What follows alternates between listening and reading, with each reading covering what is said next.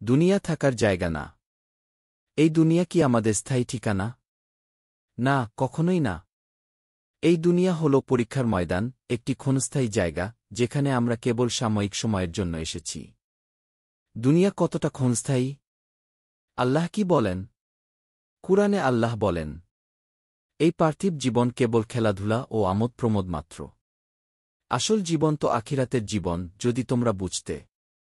সূরা আনকাবুত ৬:৪।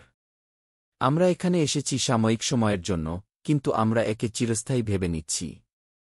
মানুষ কতদিন বাঁচে? গড়ে একজন মানুষ ৬,০৭০ বছর বাঁচে। কিন্তু আখিরাত?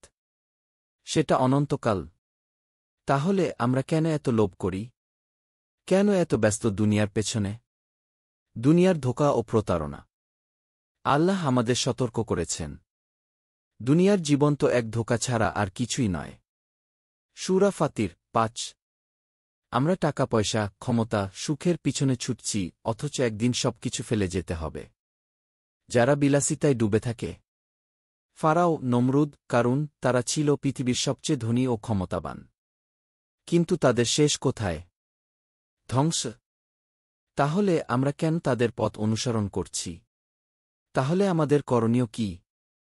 আখিরাতের জন্য প্রস্তুতি নিন।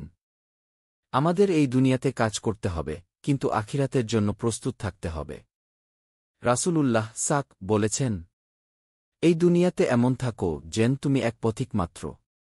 বুখারী হাদিস ৬,৪১৬। তিনটি জিনিস কবরে যাবে: নেক আমল, সাদকায়ে জারিয়া, দানস্তকা, ভালো কাজ, উত্তম সন্তান যে দোয়া করবে। টাকা, বাড়ি, গাড়ি কিছুই সাথে যাবে না। চূড়ান্ত শিক্ষা, এই দুনিয়াতে আমরা শুধু পরীক্ষার জন্য এসেছি। আসল জীবন হল আখিরাতের জীবন। তাই আমাদের প্রতিটি কাজ হতে হবে সেই অনন্ত জীবনের জন্য।